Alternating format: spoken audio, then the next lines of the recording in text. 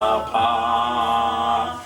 Every woman, every man, join the caravan of cups. Stand up, stand up. Yeah. Oh, hey guys. Just reminiscing. 2014 Zhongzhou WSSA World Championships. USA, Australia, Germany, on a bus to the airport, caravan of cups. Awesome memories, okay? Never forget. First video of my channel going forward, and obviously it's a little bit different, the community at the moment, a bit of positivity, a bit of negativity. Obviously some kicking towards the WSSA stroke speed stacks. I'm not here to preach hate, mind you. Everyone knows that I am no longer a WSSA or speed stacks rep. Today is the anniversary. Today to the day, this very day, last year, I had a phone call from HQ in Denver, and my business contract with speed stacks in the WSSA ended.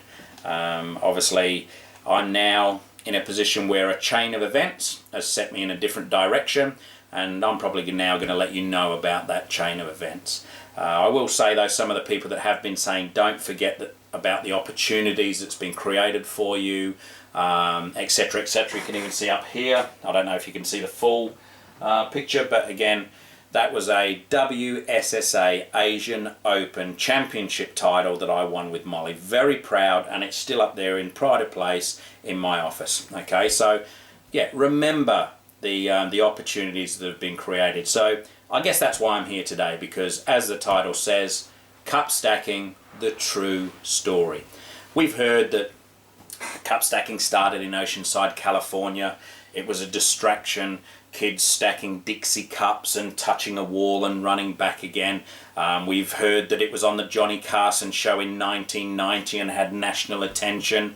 I've even seen some of the footage of that, you know, as I was then as a speed stack rep. Saw some plastic cups, knew they existed, but never really knew what the true story was or what the situation was at all. So now what I'm about to do is let you know some of the story of how cup stacking began in those early 80s. Okay, so obviously on my Instagram, some of you may well have seen Sir Stackalot, my alter ego who searches the world for the holy grail of cups. I believe Sir Stackalot found the holy grail when he found these. Okay, Karango cup stack. These were 12 of 2,000 cups that Wayne Godinez secured from a warehouse after seeing them, believe it or not, in a Happy Meal type scenario. There was a burger, fries, and a plastic drinking cup that you got, just plain yellow, but you got that cup in the Happy Meal to drink your soft drink out of. He immediately thought, yeah, we could do with some of those, because he was stacking with what was paper cups, some of the paper coffee cups, which stuck together. He, like I say, secured 2,000 of them into his garage, drill press drilling holes in the top, and obviously they were your patent. These are the most historically significant cups you are ever going to see, because this is what started the plastic cup phenomenon. These are the prototypes, patent pending. These were obviously created in 1983, okay, and from there gradually progressed to where we are today. So yeah, so that's the cups. What many of you might have seen as well in the same shop, and I'm not sure whether you took notice, but this little item here, and again, those of you that obviously are religious will know it looks awfully like the Ark of the Covenant. And please, no one get offended. It's not a Mickey take, okay? Basically, Moses had the 10 Commandments. I believe the symbolism of this is that within the Ark of the Covenant is the 10 Commandments of cup stacking. What's contained in this box will certainly show a different story to what everyone's been told, and it will be a story that should be shared around the world, because it is a beautiful, magical story. Without further ado, let's whip the top off. There we go. And again, just a variety of items. We won't dwell too much on many of the items, but at least you can see what they are. Obviously everyone, I think, knows that there are cup stack cups, maybe you don't. They came with a instruction manual, as you see there, and they were packed just like that. Okay, it's nice and simple, nothing mod cons about the L stem, but it was successful. First off the rank is a letter, and again hopefully YouTube will magically fill the screen with this one so you can have a look. That's from 1986. Okay, so obviously school tournaments as such started in 1985, but I think the first official inter-school tournament where the school champions came together was 1986, June the 7th. Okay, Oceanside Pier was the setting, and that's where your champions of the school started, obviously in tournaments. Again, tournaments, what happened to that tournament, etc, etc. Many of you will be asking. Who knows? Here we have a document from 1989. It is dated 1989 because on the back here you see that cup stack t-shirts that are for sale will not be available until January of 1990. So this is 1989. Obviously on the back it recognises the numerous benefits of cup stacking. You've got some photos there. Obviously the originals of this, Wayne obviously scanned the original and obviously then sent it to me since I was interested in the history. The front, it's got a nice sketch of the official Carango cup stack kit. It's got some testimonials from the teachers. It's introducing cup stack, and I love this phrase here. Remember guys, 1989. Cup stack, building positive pyramids, fun, fitness, esteem. So everyone can see that again. Hopefully it flashes up on the screen. Again, can't say it strong enough. I was a rep that said those words many a time, but building positive pyramids came from our creator, Wayne Godinez. Interesting. Again, let's not dwell on it too much, but there is a cup stack information brochure. Again, looks like many of the ones in my collection. Again, this one's from the early 90s. 333, 363 as discussed. You've got relays, different methods of stacking. You've got the glossary of the words, yep, blah, blah, blah, blah, blah, blah, blah. Cup stack information guide for group activities designed for teachers and event coordinators. Again, like I say, not going to go through it, but obviously there's all sorts there. Floor relays, team relays, obstacle course, chase and tag, equipment needed, judging the event, time trials. I find time trials quite interesting. There's quite a lengthy description of time trials there. Time trials were obviously set, the 363 was the yardstick. That's how kids were graded, so you would have heard kids talking about whether they were semi-pro or pro, etc. in the boys club there in Oceanside. But from the very beginning, time trials were how you graded, how you were going with your times and your performance. But it's like I say, that the race that's in here, you certainly see a numerous amount of activities for teachers. And then what have we got here? We've got obviously certificates. We've got 1991, the National Cup Stack Championships of 1991. Pop that up there. We've got the 1998 World Cup Stack Championship certificate. We've got the California State Cup Stack Championship of 2001 certificate. We've got what looks like a running sheet here for the very first 1994 World Cup Stack Championship. So yes, just like the 98 certificate, there appears to be the World Cup Stack Championships. The 1998 running sheet for the World Cup Stack Championships. 1996, there's a running sheet, opening ceremonies, practice tables open, instructions on the back obviously for parents. Again, just a 2-page A4. Again, 333, 363 cycle. Also got 10-15s and 15-15s. Celebrity races. Cup Stack 2000. Welcome to the new world. Again, special awards there. I love the special awards that's in there. Training, yep. Again, just a running sheet for the World Championships there. Here's an official time test from those championships, 2000. You can see there, first attempt, second attempt, third attempt, place for your total, and then obviously average. So obviously, I dare say that's where the grading was for the 363. Then here we have, this is an important document, October 13, 1998. This is a letter to Wayne from Japan. the city of Fuji, and obviously it's thanking Wayne for his support for the Godo, and I hope I'm pronouncing that right, Godo Cup Stack tournament that was held on September the 15th.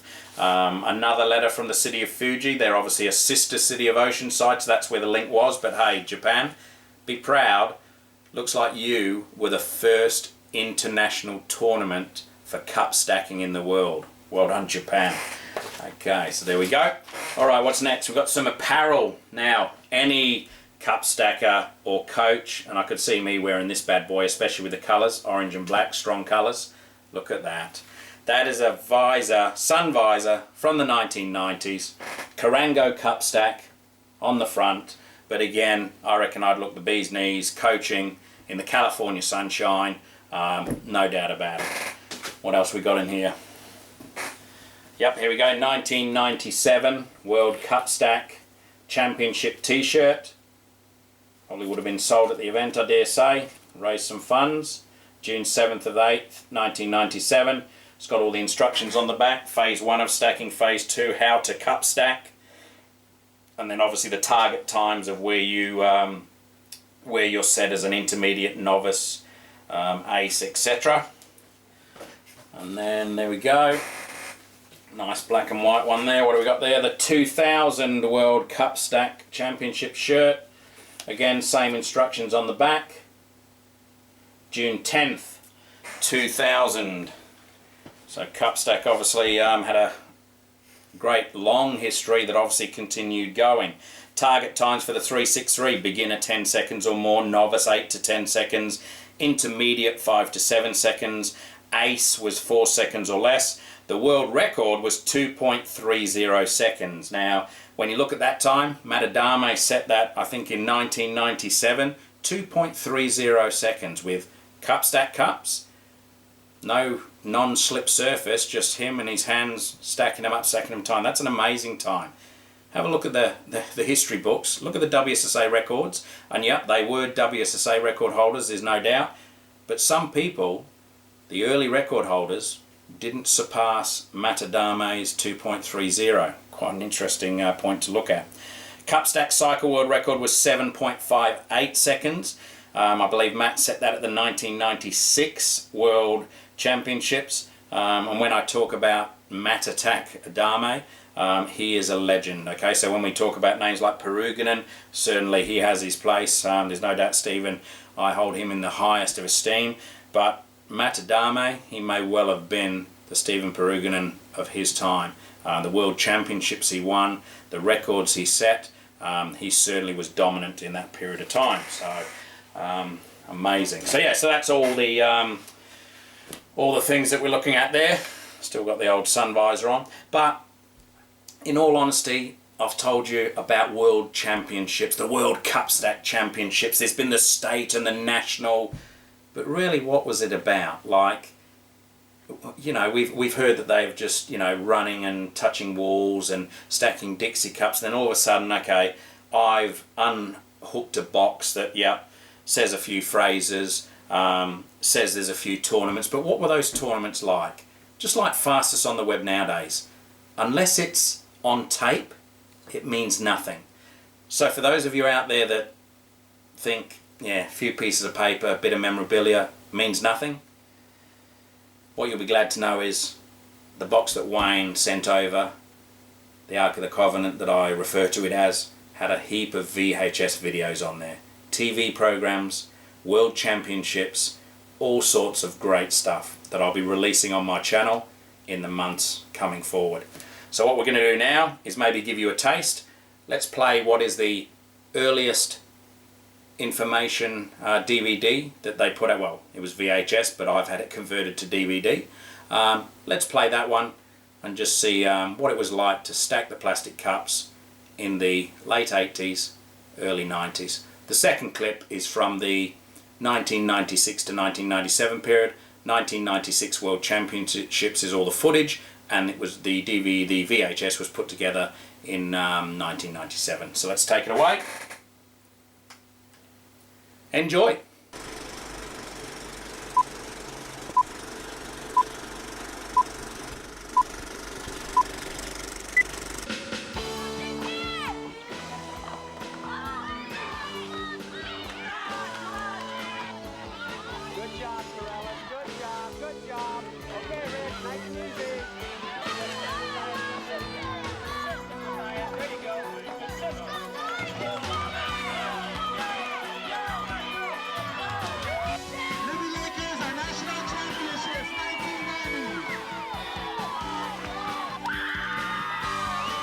Cup stacking is the newest and hottest youth sport of the 90s. It's fast, easy to learn, and fun. An official cup stack kit comes with 12 specially designed cups, as well as an L stem and plastic hooks for easy carrying. Each cup is made of a high-tech plastic and contains a hole in the bottom to permit air to escape faster during competition. Cup stacking has two phases. The first phase is called up stacking, or stacking the cups into different pyramids. The second phase is called down stacking, which simply means to unstack or put the cups down.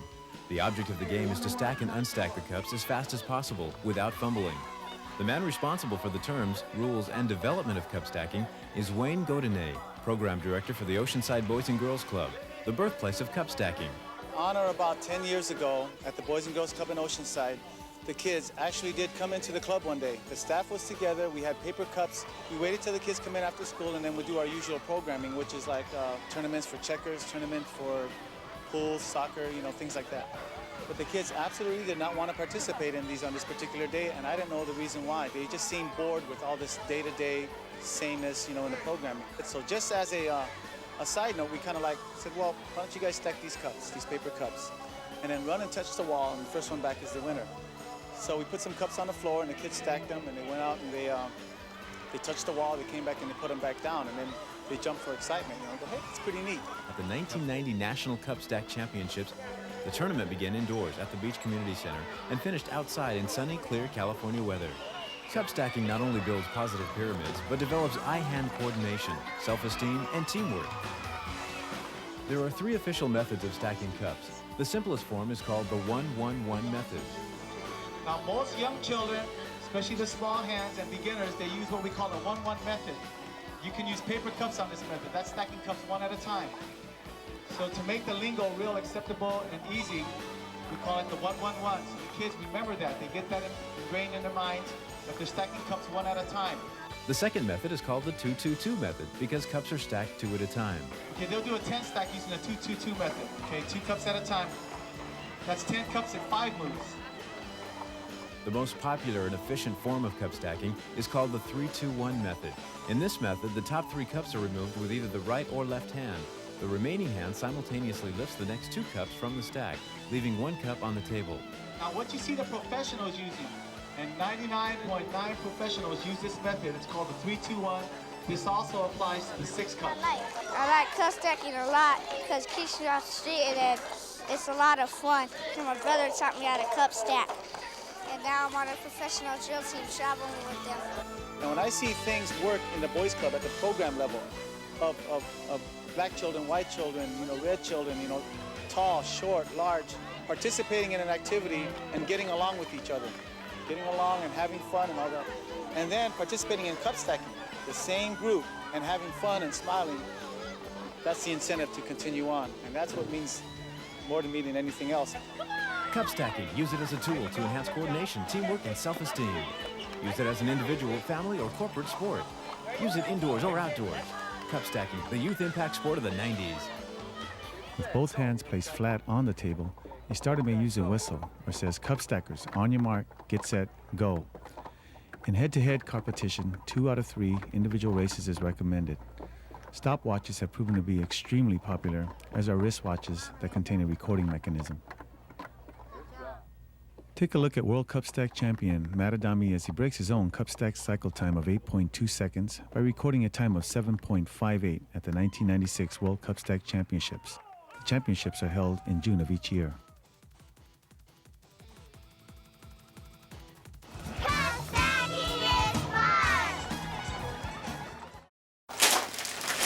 Hey guys, how about that footage, eh? I'll tell you what. When you looked at those kids stacking in the 80s and 90s, what difference did you see to kids stacking in the arenas of today? I saw the same passion, the same intensity, the same levels of fun. It was all there, okay? Wayne's model that was then and is also now, that's the model that these kids need to thank someone for. So when you're saying look at someone and thank them, this credit needs to go to one person, that is Wayne Godinay. He is the creator of everything we see today. His model is the model that Hong Jong Choi broke the 333 world record. his model is the model that William Morrell breaks the cycle record. All the records in history, the time trials, and that's what we've got to look at. Wayne's time trials, they started, but then we went to the next level, which is what we've been working with Wayne. The head-to-head 333, head-to-head 363, head-to-head cycle. That's what we have worked with Wayne to bring into our tournament system, and our stackers absolutely loved it. Now, I'm not knocking the time trial system, because obviously prelims, which is a time trial, followed by finals, which is a time trial, followed by Stacker Champions, which is a time trial. Molly, my daughter's won world title. She won the Singapore Open by doing 3 time trials. But I tell you what, the intensity is in the head-to-head stacking. So what we're doing now in Australia, Wayne and I obviously come up with a format which is which is like it was in the beginning, but we fine-tuned it because our kids are used to using a hand pad with a non-slip surface mat, etc., etc. But we've got a system where you'll qualify from your time trial, you'll go into a group of 10, you'll then stack against the 9 other stackers in your group in round robin. Now, at bigger tournaments, of course, round robin may take a little bit longer, so therefore it's a knockout bracket. 10 stackers go down to 2, and then you have a playoff to see who is the champion of that division. That is a sport. Trust me, that is a sport. So so basically that's what we've been doing in Australia. We are so happy with how it's going. Cupstack Australia has been formed as a non-profit association, and that's going really well. We've got some exciting tournaments coming up, but one thing that I really would like to say now is, like Wayne, well, people may say, well, what happened to Wayne? Where has he been? He's not been anywhere. But what he did is decide at one point to put his heart and soul back into his community, and what he did was kept cup stacking going within Oceanside, but at the end of the day he never stopped. You can see there the history. 2000, 2001, it went beyond. If you'd have gone to Oceanside last year, you'd have seen them stacking at the Samoan Festival. If you'd have gone in 2017, you'd have seen them stacking the plastic cups again at the Samoan Festival. This year, the difference is Wayne's met an Aussie who gets off the train with his daughter, and then now he would like to invite you to Oceanside, California during the Samoan Festival. So all the stackers in the community, all around the world, you are welcome in Oceanside, California. July the 6th and 7th, 2019, come down and celebrate in the birthplace of stacking. It's where it all began. What you saw in the video there, the recreation centre that's now renamed the Junior Seau Recreation Centre, and the pier and the auditorium, the amphitheatre that's facing the stage, that is where stacking began, and that is where you can stack July 6th and 7th, 2019. Lots more information about that tournament to come out, but ultimately Cupstack is back. Wayne, absolutely inspirational individual. He is a creative genius, a selfless, inspirational man that I am proud to call my brother. Anyone knows that, like say, I have people close to me around the world that I do refer to as brother, and I don't put it out there lightly. We formed a friendship, and like say now, come down and meet the man that started it all. Come down and meet the man that every single stacker in the world needs to pay homage to and thank for what he created. Because not only did he create the cups to stack with, he created the stacks, the 363, the cycle. He created the tournament system. He created the scoring system. He created this sport. He was sanctioning tournaments well before there was other organisations out there. But what it's about in the future, guys, is bringing everyone together, not dividing, getting everyone together. So again, look out for my channel. Lots more coming from the world of Cupstack. But I tell you what, guys, I hope to see you, and it's going to be a massive celebration, July 6th, 7th, 2019, Oceanside, California. See you soon, guys. Stack fast.